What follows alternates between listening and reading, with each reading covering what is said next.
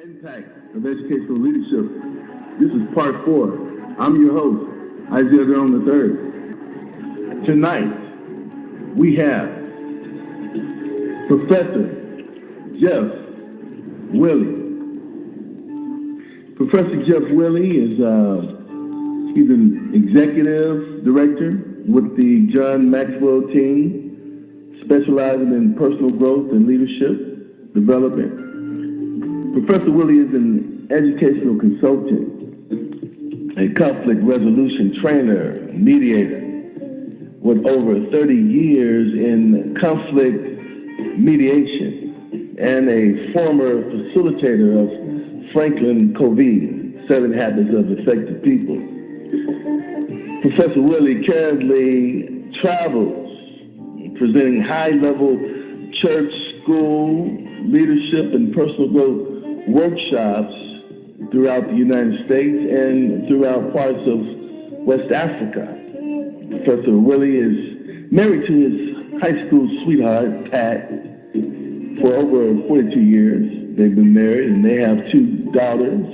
Dr. Katrina Willey Musoma, she's a pediatrician, and Ursula Willey, she's an attorney, and 1 grandson, Nathan. Our next guest is the incomparable Dr. Dorothea Walter, originally from the Bronx, New York, and Los Angeles area in California. Dr. Walter obtained a Bachelor's of Science in Business Administration from the University of Albany. Her master's is in psychology from the UOP, University of Phoenix, and a PhD from Grand Canyon University. Dr. Walter is also a licensed life coach. She's also a dissertation content expert and a doctoral tutor. She mentors many people working on their dissertations and doctorates and thesis. She also has served for 25 years in the airline industry. And Dr. Walter is the president of the Brokenness to Healing Foundation, where she is heavily engaged in community activities all throughout California, Texas, and New York. She also travels, presenting high-level workshops and training in the United States and abroad. She has been the keynote speaker at several universities and religious organizations in Africa. Dr. Walter and Dr. Willey, say hello to the people. Hello. Great being here this evening. Hello. It is absolutely my pleasure. I'm very humbled to be part of this continuation of this podcast, and certainly my thanks to you, Dr. Drone, for inviting myself and Dr. Walter to be part of what you are doing and how you're reaching out to the community. So I am forever blessed because of your leadership. All right. Well, listen, I'm so excited. I cannot wait. We've been talking. We've been going back and forth. We've been researching, and now here we are. Now we have it. So let's go ahead and get started here. Now, every successful organization needs effective leaders to increase commitment levels of the employees and their job satisfaction. Professor Jeff Willey, describe educational commitment and the way it affects students' learning. Dr. Drone and Dr. Walter, what a phenomenal way to start this discussion out. And you have definitely touched on a very, very emotional, sensitive topic in regards to the commitment. And it says effective leaders increase commitment of the employees, level of the employees and job satisfaction. And now you want to segue that into educational commitment and to student success and student learning outcomes. There's a former president by the name of Theodore Roosevelt, and he came out with this quote many years ago, and I'll just try to quote it directly, but it says, "Nobody cares how much you know until they know how much you care." That's in every aspect of life, whether you're in the educational realm, whether you're in the job market, whether you're in religious organizations, or in a nonprofit. And people don't know, they don't care how much you know until they know that you care. The art of communicating and connecting with people, that is key components of dealing with relationships and connecting with students. Significantly important that you're able to connect with students. And you'll see a lot of things that's surfacing right now in trying to build those relationships. And I'm going to quote from a book that I had part in taking place, help writing in a few minutes, a book by author by the name of Larry Davis, and I was a contributor to the book. And the title of the book is The Re-Education of the African American Child in Today's School Society. And I'm going to give you a couple things that I actually added to the content of the book. But you've probably been around education long enough to realize that there's an emerging thing about the relationships. Relationships are important. I'll touch on that in a minute. But there's a couple of what I call workshops and certifications that I have under my portfolio. And one of those is Capturing Kids' Hearts. Capturing Kids' Heart, the founder of that is a psychologist by the name of Flip Flippin out of College Station, Texas. And he travels around the globe with his team of facilitators going into schools and working on capturing kids' hearts. How do you capture kids' hearts? Because remember, I am not going to learn from someone that I don't like. I am not going to learn from someone that don't like me. You might think so, but in essence, you're not reaching your full potential in that classroom or in a relationship if there's not a liking or care for that person. And a person knows when you care. No matter how much you articulate the lesson plan in that classroom, if that student don't know that you care for them, they're not listening. They are tuned out, and they are thinking about the person that do care for them. And so Capturing Kids' Hearts has done a wonderful job. I've actually attended the training as a student, and then I actually attended certification training as a trainer back in December of 2016. Got a chance to meet that phenomenal faculty and staff in College Station that travels around this country and going into schools. And a lot of the schools in the Dallas-Fort Worth area has that program in their schools. And there's another one that I actually went to Atlanta back in October 2016. It's called Time to Teach. How do you get that time back to be able to manage that classroom? The shift is we're teaching teachers not only to manage the classroom, but we teach them to be proactive leaders in that classroom, is to establish the parameters and establish those guidelines and those expectations, high expectations, because all students can learn, but they know when you don't have hope in them. If you have hope in them and you hold them for high expectations, they will learn.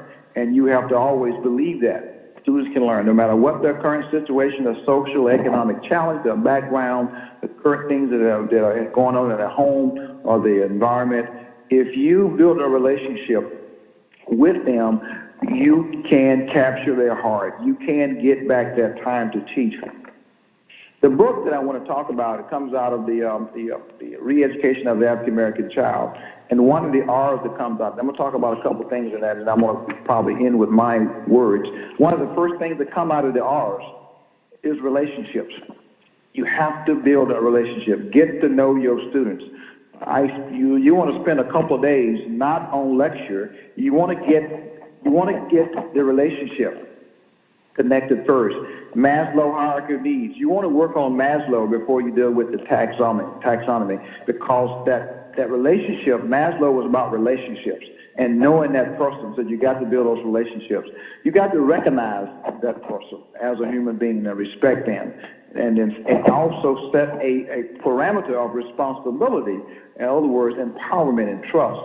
And you got to have the resources available for those students to learn. And sometimes those students come to your classroom, and they haven't eaten. They have socioeconomic challenges at home. Sometimes they might not qualify for a free or reduced lunch. You as an educator and as campus, as educators, leaders, you must recognize that. And I think our current system right now is doing a much better job in connecting with our students and challenging them. And so that comes out of that. One of the things that out of this is that we need teachers who like children.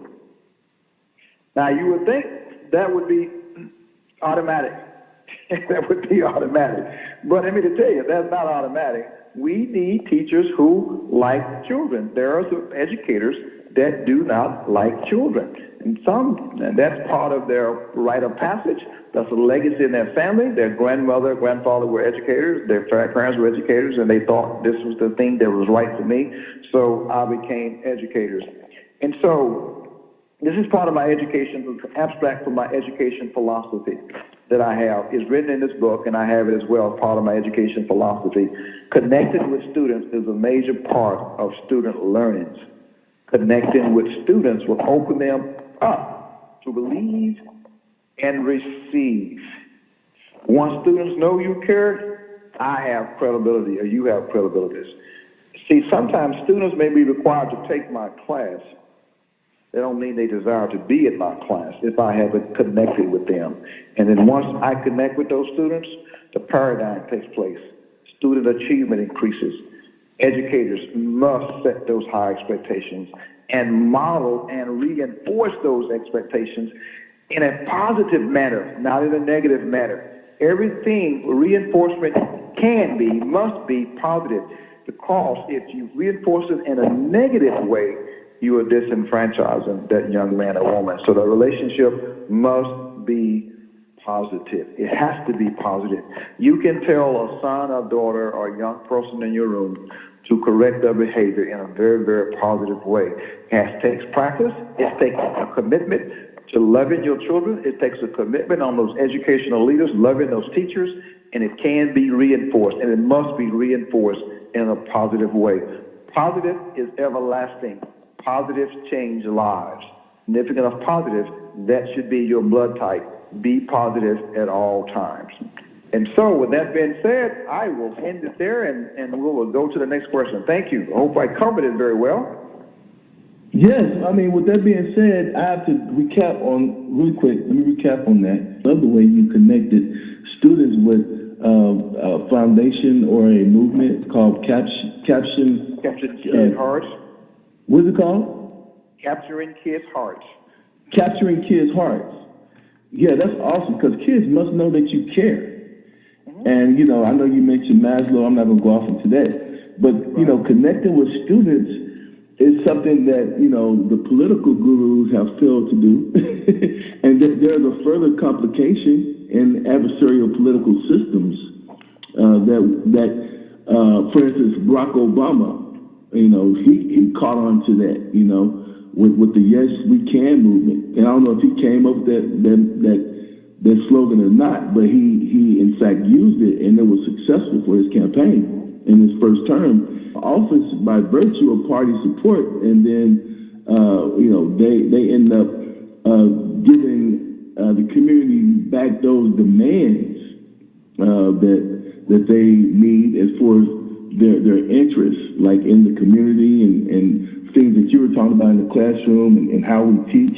And I think personally, that's a great point, you know, connecting with students, because if the employees can connect more with students and students know that they care, then that would, I think, give about or bring about more, or that would heighten or that would increase the performance output. Dr. Walter, let me ask you a question. I kind of want to tie that in to what Dr. Willie was saying here. So Dr. Walter, how do employees identify their job and their job environments as it impacts on employees' motivation, performance, and commitment? Well, let me make sure that I've got the gist of what you're asking me. You're asking me whether the workplace environment affects workers' motivation, their performance, and ultimately their organizational commitment to their company. Is that correct? I'm speaking, I guess I'm pulling from your psychological expertise. How do they or how do employees identify with their job environments as it relates to their motivation and their commitments with their... Okay. Yeah. Okay. Well, I'm glad you asked me, because, you know, when I was completing my research for my PhD, I focused on quality of work life and organizational organizational commitment. So I'm very excited to speak on this topic. You know, quality of work life is huge nowadays. First, let me just elaborate a little bit about what quality of work life is. And please keep in mind that in the past, quality of work life was not always a concern of many business owners. You know, years ago, many businesses are mainly concerned with their bottom line, not so much their employee satisfaction, and it didn't matter, you know, whether they had a family or how hard they worked or whether they were happy in their positions. It was just productivity that mattered. So, as far as quality of work life, Walton's theory originated back in the 70s, and it identified several items considered important to employees in their overall job satisfaction. He believed that, you know, quality of work life meant more than just meeting the needs of satisfaction by a 40-hour work week and workman's comp laws.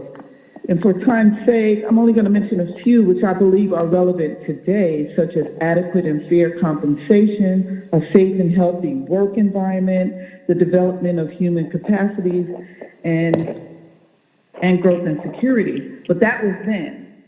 So fast forward to the 21st century, and quality of work life has been redefined to center around the well-being of employees, a safe and healthy work environment, the development of human capabilities that include job and growth and security.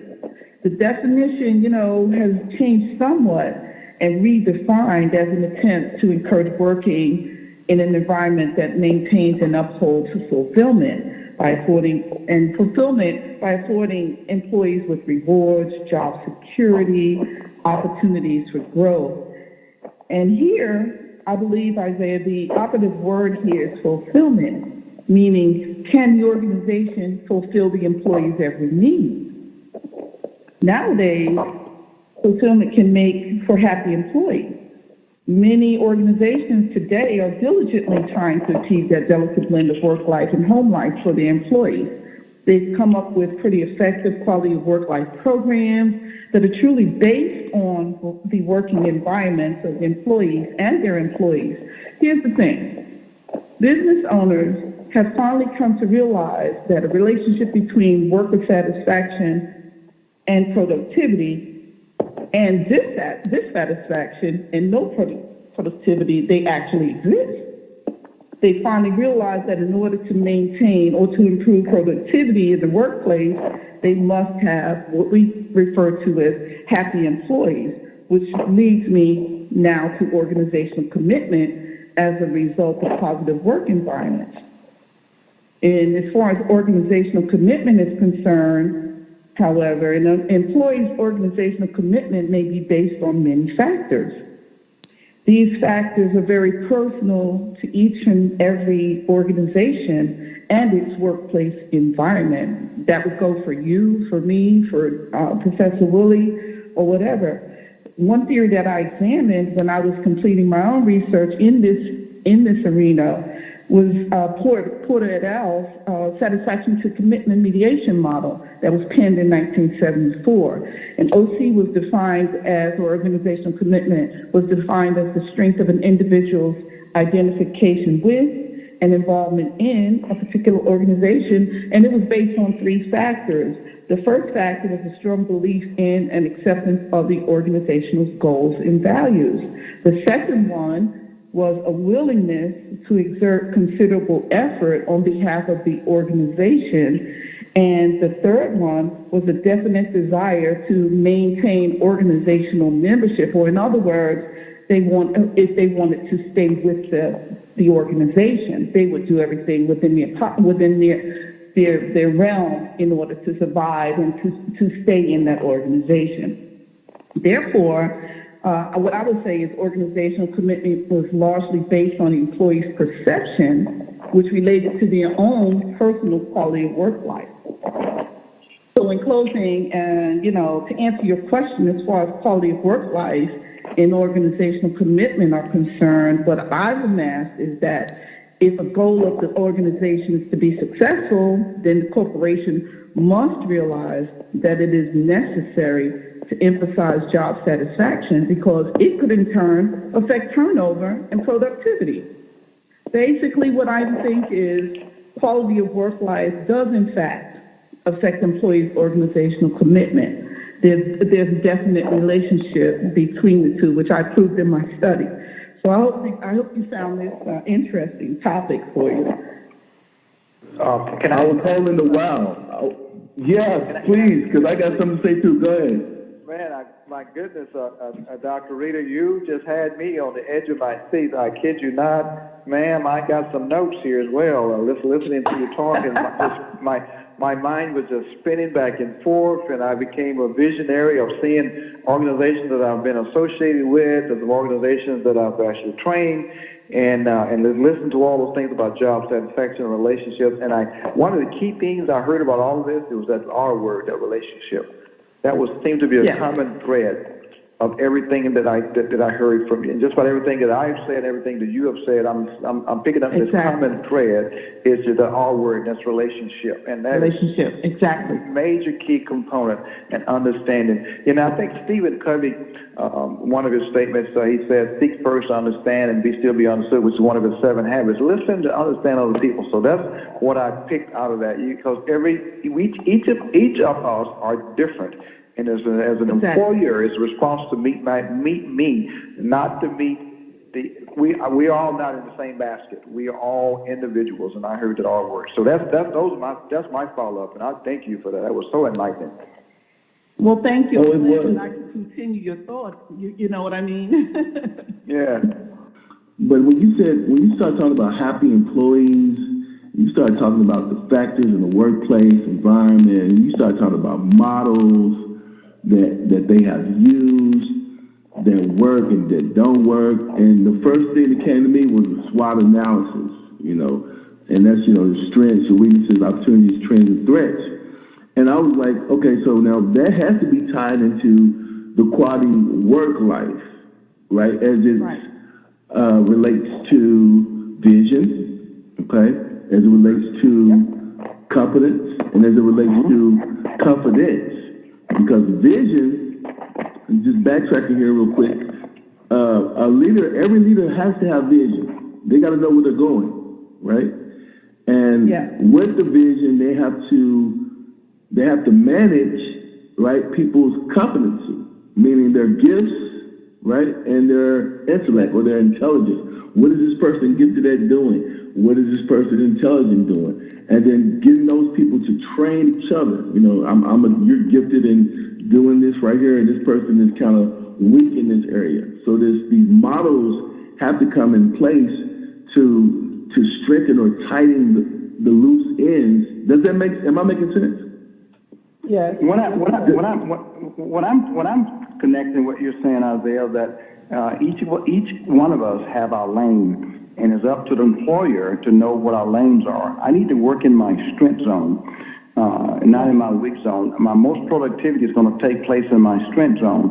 And in the areas that I'm not best at, then I got someone else going to work in that strength zone. So that becomes a form of delegation. And releasing my weak zone allows someone that's stronger in that area to be able to work that. So we have to know what our particular roles are in our organization. In order for the vision to manifest itself, we have to walk and work in our roles. And when I work in my strength zone, my job satisfaction go up because I feel comfortable in my strength zone versus my weak zone. I feel level of anxiety exists when I'm trying to work in my like the ambiguity is taking place. You're not sharing enough information with me, so I'm stressed, and so my job satisfaction is decreased.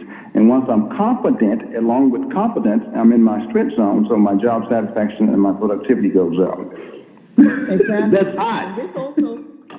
This goes back to what we talked about a couple of weeks ago with leadership. And basically, not all people are good teachers and can lead at the same time. So you have to find an individual's strengths, and you must build upon those strengths. Because if you don't, then how is that going to help your organization? You hired that person for a reason.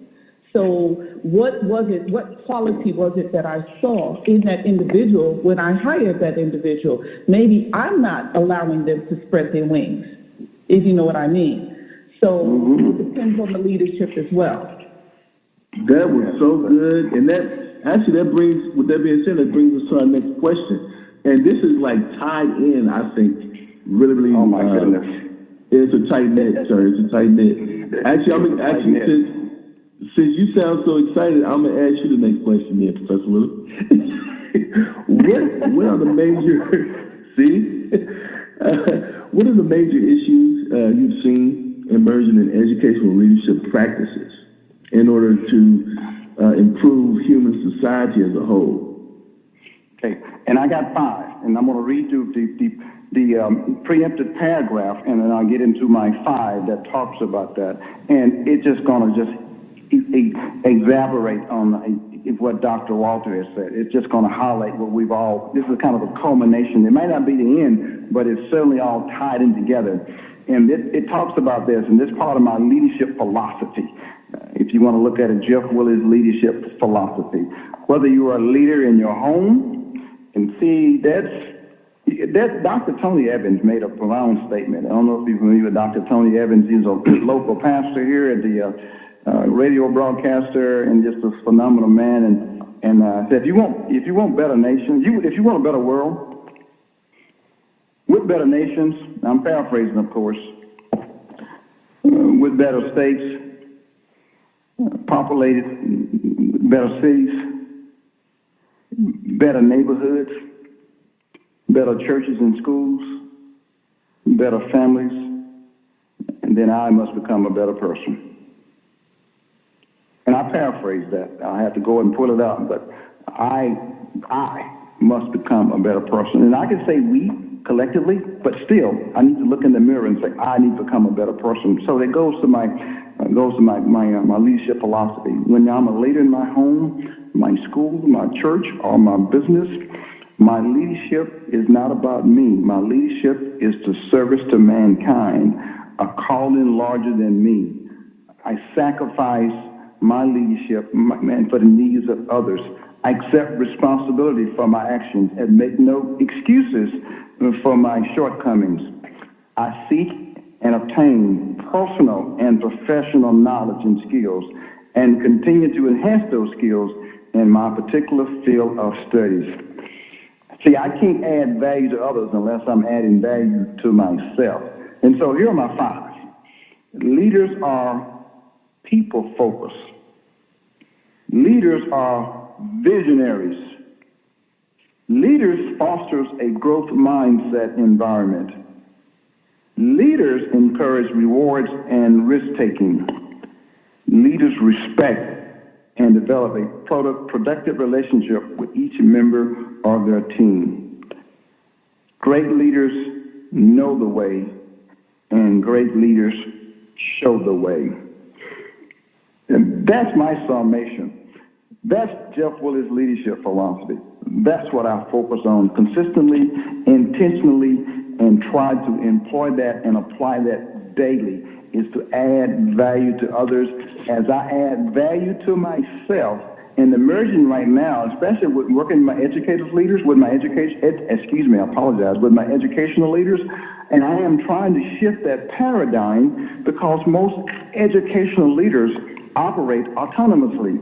They operate on an island, and we're trying to build that team. My workshop right now is the 17 indisputable laws of teamwork, trying to bring that together.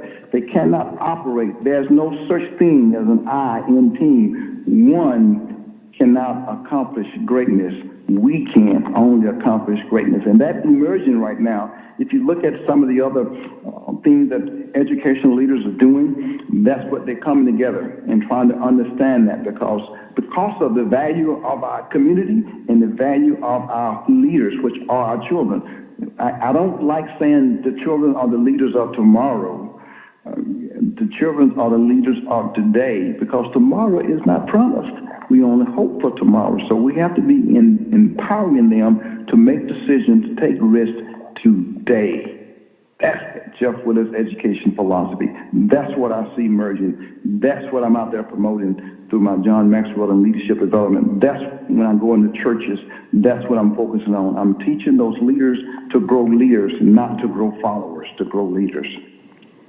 You have so much drive. Both of you do have so much drive, and that is. I'm glad you brought that up because that is a problem that I see. I see leaders. Leaders need to understand that you cannot lead in isolation. I mean, you have to respond appropriately to the needs of the people, which means you have to be touching them, right? You got to be shoulder to shoulder. You got to be arm to arm, hand to hand. You have to get your hands dirty. I'm sorry. Away with all these clean-handed leaders, okay? You have to roll those sleeves up sometimes and go out there and connect with people. You're going to have to connect.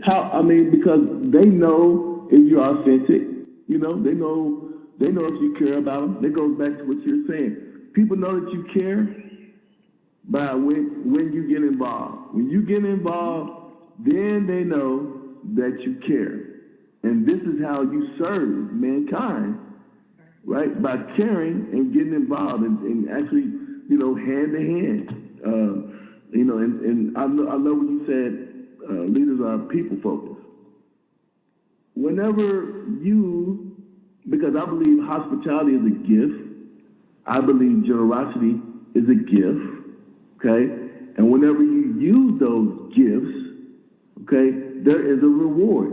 Every Christmas time, we go out and buy gifts for our loved ones. That is a reward to be able to buy your loved one, or it should be a reward to be able to go out and buy your loved one what they put on the Christmas list that year, right? And so I love that. I really love that. Dr. Walter, that brings us to our next question. Can I follow up with that? I'm sorry, Dr. Well, I just want to add this right quick because he said gifts. And this is it right here. Your gifts are not about you. Leadership is not about you. Your purpose is not about you.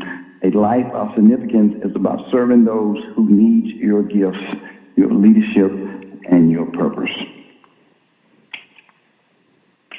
That is so beautiful. Dr. Walker, do you have anything to say? Because I'm about to ask you a very hard question. I was just shaking my head in agreement. Yes, it's very, very true. Yes. You are preaching, sir. You are preaching. Yes, you are. Yes, you are. Well, I guess we need to take up an offering pretty soon. Dr. Walter. Yes.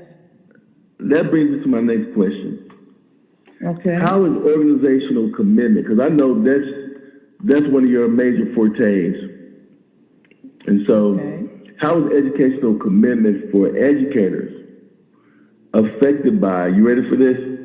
I know I'm about to. I'm ready. It's loaded. It's loaded. I hope so. How is it affected by? Some people call it EI, but it's emotional intelligence. Well, let's see.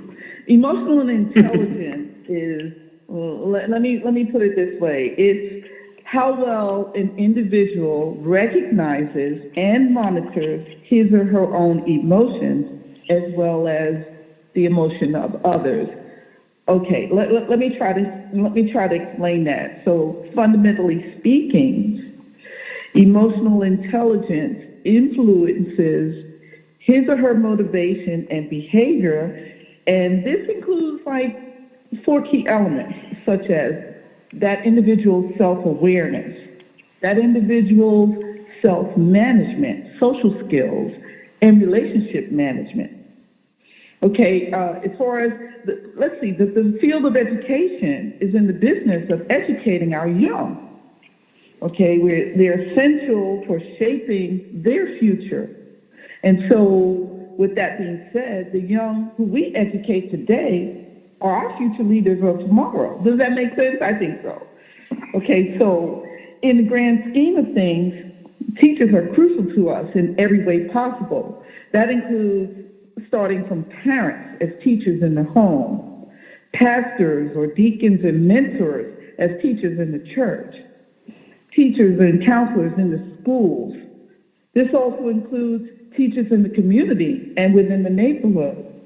Let's not forget those educators in the School of Hard Knocks. They should be included as well, And so emotional intelligence, I think, for teachers is a huge part of that process. My understanding for EI, or emotional intelligence, in easy terms, is described as, an ability to understand one's own feelings. Okay, and as a result can lead to the individual's fulfillment. And as far as teachers' emotional intelligence is concerned, there is no difference in this field for teachers as with any other industry per se. Look, when we examine the correlation between teachers' emotional intelligence and organizational commitment, the same ideas are applicable and based on factors that I previously mentioned, such as the need to stay within an organization. The employers in this case are the school districts and the principals of the school. The field of education is not exempt because education itself is a business. In this case, the same factors I mentioned before are applicable and very personal to each and every teacher. However, not each and every teacher will be satisfied or dissatisfied when it comes to the district, the school, or principal for that matter, or that principal's beliefs. I believe it truly depends on the depth of the individual teacher and his or her own emotional influence. And I passively mentioned one word a little while ago, a few moments ago, which was fulfillment. And I realized that particular word can be considered the elephant in the room. Fulfillment means to that individual, can the organization fulfill the employee's every need? Fulfillment meaning by giving teachers excellent and increased salaries, by offering job security, by providing them with supplies for which they need to teach, by providing them with a safe and protected environment, particularly nowadays, by rewarding them for their successes and accomplishments with students who some considered never had a chance, by affording them opportunities for growth in their careers. So there's no difference, really.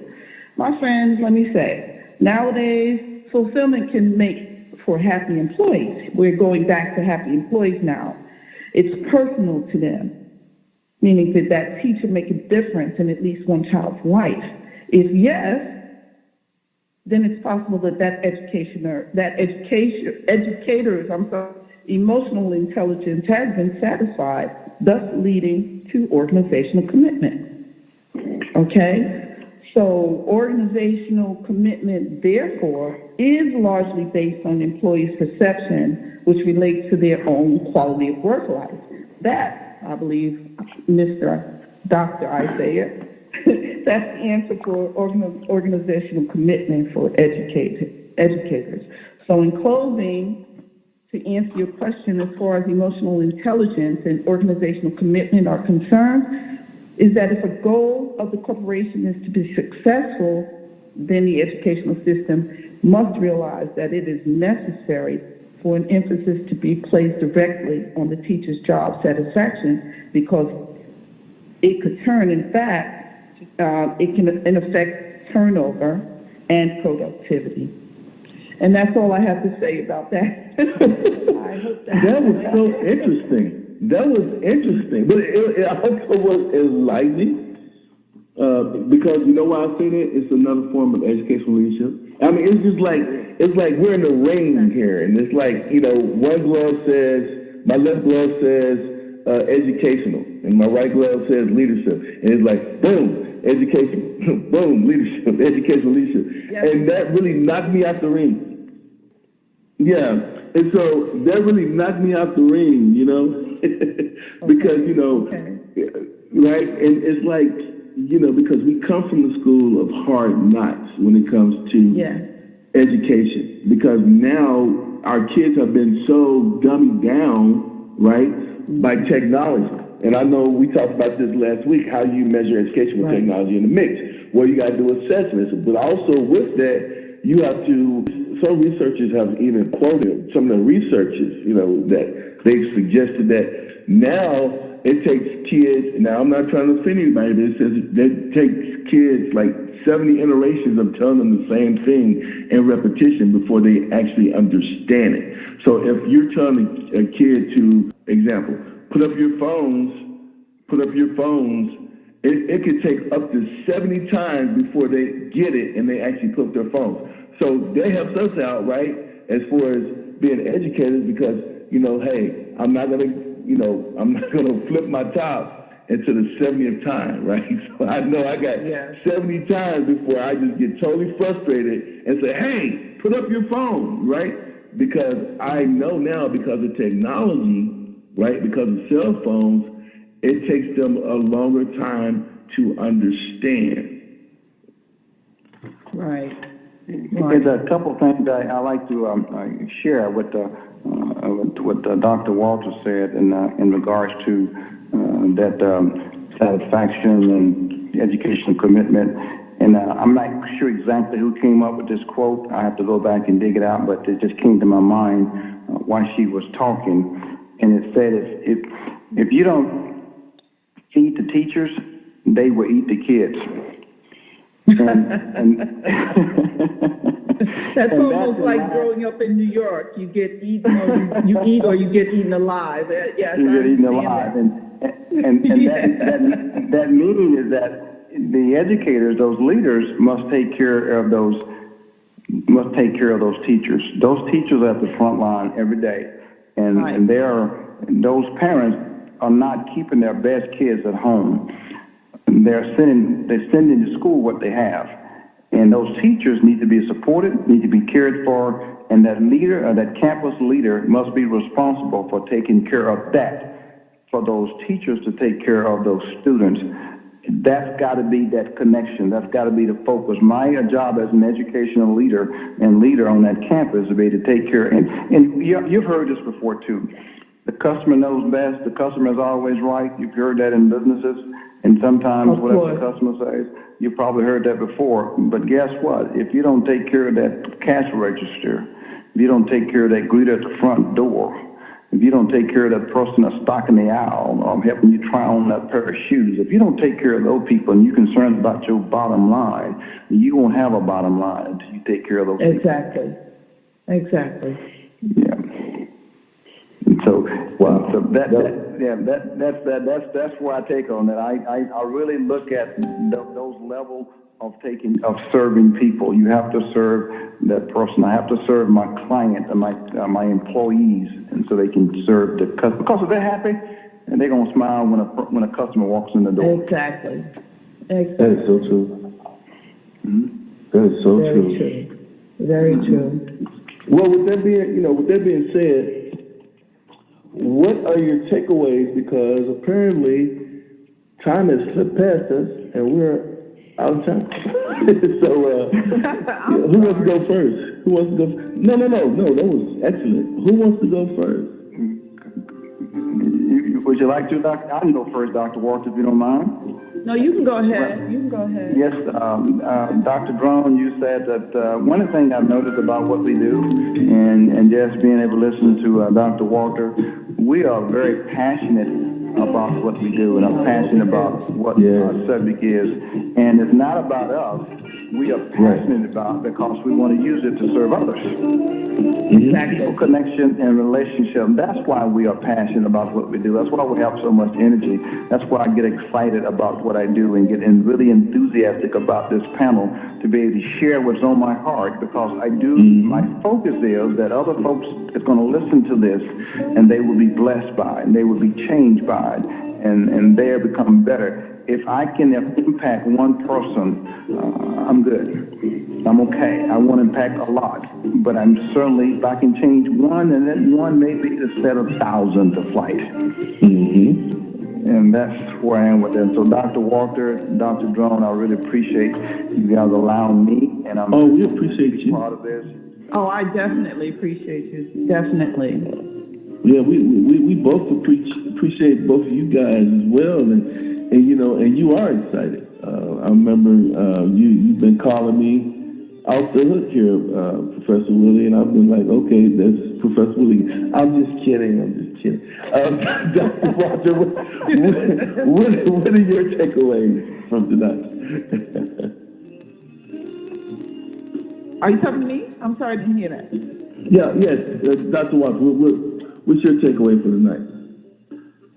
I've gotten a lot of insight from Professor Willie and yourself as well, and my feeling is that it's very similar to Dr. Willie's. That if I can change just one person's ideas or one person's, influence one person's life, then I've done something worthwhile. And I'm hoping that I can continue to live up to that. And, like I said, I come from the South Bronx. And so to be in a position to be able to help or to be able to give back in that capacity, that's what I'm all for. So if I can change one person, there are many people who contributed to my becoming a success. So I'm hoping that I, in turn, can do the same for someone else.